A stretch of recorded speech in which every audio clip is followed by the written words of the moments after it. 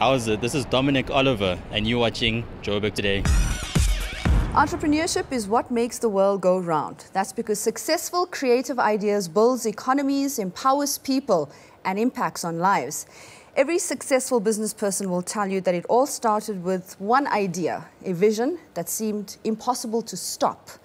But for many people, entrepreneurship seems like a language they need to learn to speak to be successful in business, especially those of us who are not running our own businesses. Well, here's Dr. John DeMartini. He's back in Johannesburg, and so he's back in the studio with me to discuss entrepreneurship. Welcome. It's great to have you back with us, John. Thank you. Thank you.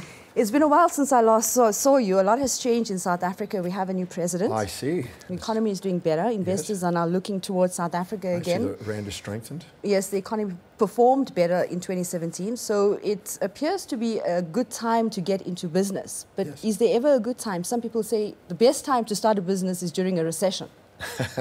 Well, whenever there's a challenge, whenever there's a demand and need for things that aren't being supplied, there's a business opportunity. I always say, many people think when there's challenges, the intelligent people leave, but the intelligent people come because they see opportunity. Challenge means opportunity. So, yes, it's a good time. It's always a good time to get into business. Well, if you have the right idea, if you have the passion, if you have the drive, and if you've done your research, I suppose. Well, anytime you care enough about humanity to find out what the real needs are, you have an opportunity. Because I don't know of any time that there's not some need to keep expanding and upgrading human beings in society. So I think there's always an opportunity, but when there's challenging, there's extra opportunity. Sure. I want to talk about awakening the entrepreneurship spirit, awakening that. Someone who is now thinking about starting their own business. How do you begin this journey? Well, I think that there's wisdom in having at least some foresight and planning to make sure you're not impulsively pursuing something that you project onto the world, assuming that the world needs, without investigating what the demand is. Sometimes you can pull off something novel that's never been thought of before that nobody knew there would be a demand for. I mean, there was an individual in America that found and went to a gravel area where there was rocks and turned it into pet rocks and sold, I think, $14 million worth of pet rocks. Pet rocks? Pet rocks. Okay. Took rocks and made it where you have, and put a little signature on it, and a little sign on it, and had your little pet, and you had it there. And nobody ever imagined, nobody said, well, I'm looking for my pet rock. It's a cute idea. It's a cute idea. So sometimes you can pull off something that's novel. It's usually short-lived, but it's novel and it meets a need or creates a need. But generally speaking, it's wiser to find out a true need where there's a demand. A true service that you provide to the world. There's a demand and there's a possibility of creating a supply. As long as you compete and do it at a more effective price and a more efficient way, and make it where it gives them what they're needing, there's always business. Does it not contradict your philosophy of following your highest values? Well, that's the next step. Okay. The first step is finding a need. The second step is making sure, there's lots of needs, but there's ones that are meaningful to you, that are inspiring to you, that match your highest values, are the ones that you're going to pursue and actually have the most, you might say, adaptability and resilience and energy and enthusiasm to pursue it and stay with it, to eventually overcome the challenges, initial challenges that you might face. So you want to find something that meets the values of others, and you want to make sure that you meet the values of yourself. If you're altruistically sacrificing yourself for the thing, you're not going to stay with it. If you're narcissistically doing something that's meeting the need, there's nothing sustainable. But if you meet something that matches the needs of other people that also inspire you, where you can't wait to get up in the morning and be of service, and they can't wait to get up and get that service, you've now got a sustainable fair exchange, a transaction that's going to grow and expand. Or if you have a high value on just business itself, you could venture into just about anything, I suppose. Well, if you love business, just business itself, and it's not so much the product or the service or the idea, yeah, you could actually be a serial entrepreneur and just find out what needs are and keep supplying them. But my experience is if you go out and build a business that doesn't have meaning to you, you may make a fortune. But people that make a fortune without meaning don't do as well as people that have meaning with it. What if money is meaningful to some people and just making money and just making profit? Well, then it's meaningful. And then maybe just contributing by pumping profit and creating jobs. You're still contributing, even You're though contributing. You're just driven by making profit, you're creating jobs. Yes, there's nothing wrong with making profit. I'm all for that. But if that's high in your values, then it will be meaning. Anything that's high in values in life is a meaningful thing. So some people do it. I know people that actually create companies to create opportunities for people. I know other people that create companies because they want to make a profit. Others because it's part of their family and they want to carry on a family tradition. There's many reasons for it. But if it's not meaningful, my observation, studying people who have built fortunes, but without meaning, they tend to disperse it on immediate gratifications and addictive behaviors. But people that have meaning on it, they tend to expand and they do something that's giving back to the community, and they do something that continually perpetuates sustainabilities and growth in economies. So my feeling is that just doing a job that makes money, I knew a gentleman in New York that made a gob of money doing something that he didn't even care about. And most of his day was spent drinking. He had gobs of money coming in, but he was basically just drinking away his life because he had no meaning in it. And I've seen people that actually don't make as much money but have meaning that are inspiring. So I find out, I tell people, do something that is actually filling the vast number of people, because your income is going to be based on how much service you provide the world. But do something that's inspiring to you, so you have something you want to contribute and something you can't wait to do, because otherwise you'll end up like the guy that's just drinking his way his life, because there's so much money he doesn't know what to do with himself. Sure, that makes a lot of sense, John. How important is it for an entrepreneur or potential entrepreneur to actually get to know himself better before actually venturing into business? Is it important to actually know yourself? Because often experts say know your strengths, know your weaknesses, because it can make or break you in business as well. What is your take on that as a human behavior expert? Well, when I do the breakthrough experience, when I teach the breakthrough experience, which I've done 1,128 times now, I have entrepreneurs in that program every week. And there was a young entrepreneur this week that I just finished. And he was going, I'm not sure where I want to go. I'm not sure. I know I want to be in business. I don't know what it is. And I asked him a simple question. What is it you do every single day that nobody has to remind you to do, that you can't wait to get up in the morning to do, that you love doing, that inspire you? He says, well, I want to make a difference in people's lives. I said, what's that difference that most consistently? He says, I like problem solving. I said, okay, well, what's the most common problem that you love doing? I like to help them problem solve their economic problems. And you could see he got really engaged in that. I said, so if you consider building a business, because right now you're it's nebulous. If you consider building a business around helping people solve their financial problems and help them get ahead like that. And he just stared at me for a second, and he just got watery-eyed, and he goes, man, that would be everything to me if I could do that. I said, then give yourself permission to do that. So what he did is and throughout the weekend, on Saturday and Sunday, on Sunday, he was mulling over for the next 2 days how he was going to do that. So when you're doing something that's really high in your values, that's really meaningful to you, your blood glucose and oxygen goes into the executive center of the brain, where you see a vision. You see how you can do things strategically. You have an urgency to want to take action on it, and you have a lot of discipline to go and act. So helping them find that, which is what I love doing, helping people do, they automatically are now spontaneously inspired to want to go and do it. And they'll endure pains and pleasures and challenges, and they'll plan, they'll do foresight, they'll do things that lead that entrepreneurial spirit. But if they're doing something, oh, I think people will like that. I'm not interested in it, but I think it'll sell. That's not there. And so their creativity and their willingness to endure the challenges that it takes to get that off the ground is less there. And so they're set themselves up for potential failure. Failure is a feedback to let you know that you're pursuing something that you're not engaged in, that you're not willing really to commit to, because otherwise you'll give up. And you don't give up on something that's truly something you're committed to doing. I want to come back to what you just said about failure, but you mentioned something just now that's interesting, and I noticed that you do mention it quite often. What is the connection between what inspires you and the executive center of the brain?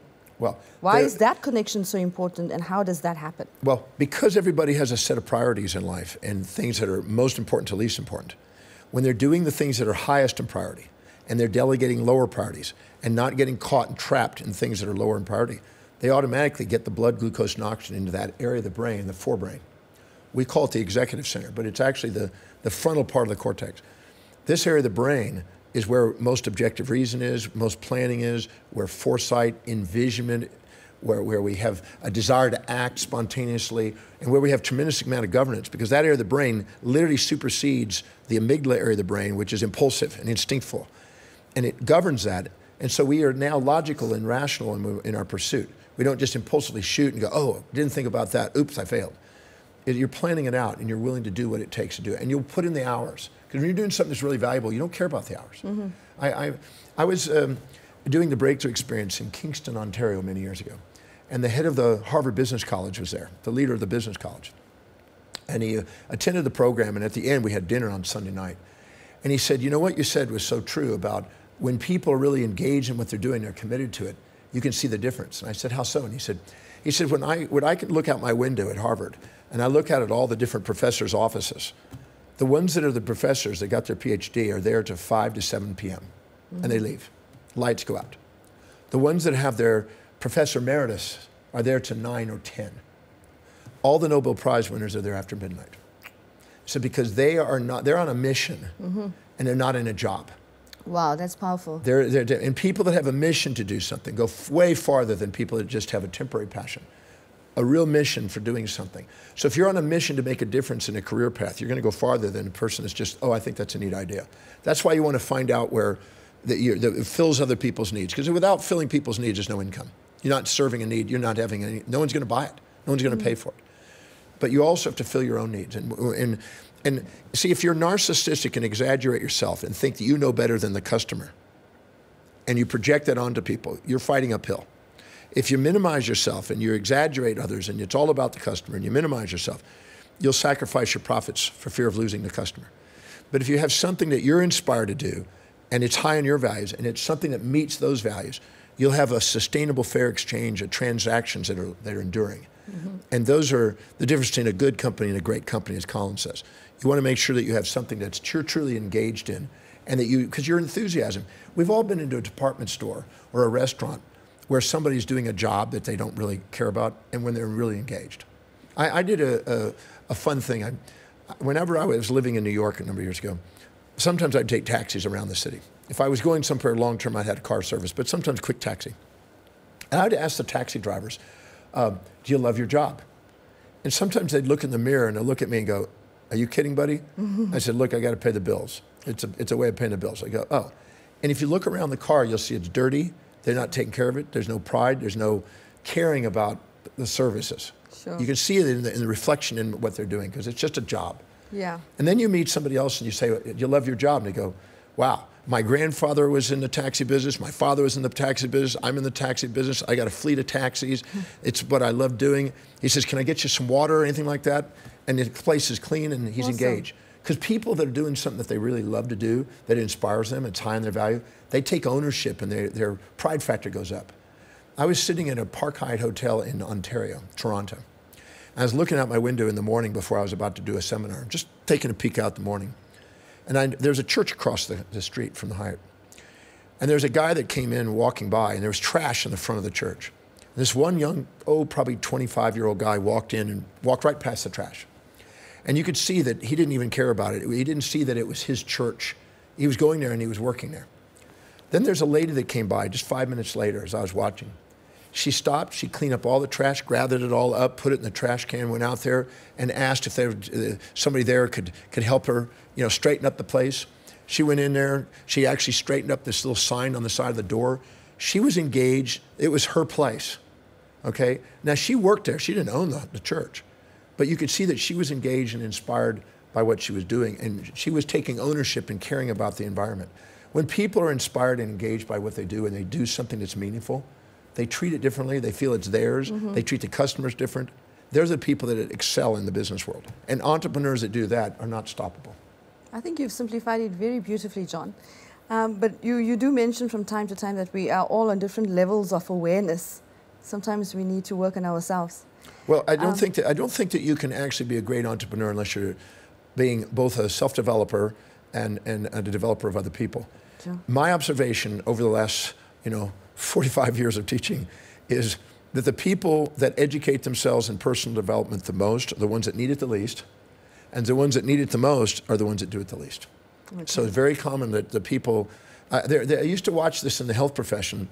There were associations of health professionals that would get together and they'd gripe and they'd bitch about what's going on and everything else, but they weren't developing themselves. And they were thinking that the world was doing this to them, and they were victims of their history. And the ones that were developing are mastering themselves, changing their perceptions, taking the opportunities and making these things into opportunities. And you could see that those are the ones that were masters of destiny. So yes, it's self-development is part of it. Some of the greatest entrepreneurs I know read the most, study the most, learn the most, mentor the most, listen the most. They're constantly trying to upgrade what they're doing so they can keep refining. Because if you're not growing, you're decaying. As long as you're green, you're growing. As soon as you're ripe, and you rot. You have to be continuously expanding yourself if you want to be at the cutting edge of the entrepreneur world. I want to come back to what you said earlier about failure, that it's a signal that maybe we're not onto the right thing because it's not a natural calling to us. But sometimes you have great ideas and it may just be holding you back and you need some help to push through that. Yeah. So advice for people that are actually stuck in fear of failure. Well, most of the cases I see are, let's say I have people come up to me in the programs and they say, well, I love business, I'm dedicated to my business, but there's things in the business that I don't love doing and I feel burned out doing. And what they haven't done is they haven't prioritized on a daily basis. If a person makes a list of everything they do in the day, and right next to that list, every item, next to it they go, how much does it produce per hour? How much meaning does it have? How much would it cost to replace that if I delegated it to somebody else and they were doing that job to the same standard? And how much time is spent on it? If you do an inventory of what you're doing, you're majoring in minors and minoring in majors if you're burning out and frustrating yourself and wanting to give up and feel failure. But if you go in there and prioritize it, make sure you're doing the most productive thing that produces the most results, that serves the most people, it increases the most productivity and profitability, and is most meaningful. If you do that and delegate the rest, that same job that you thought you were burned out on now becomes invigorating. Because it's not every part of the job that you love. It's the parts that are most inspiring that you excel at. And you have to delegate the others, because without delegation, you're going to limit yourself. Thank you so much, John. It's so wonderful to have you back in our beautiful city, to have you here in studio. Thank you so much.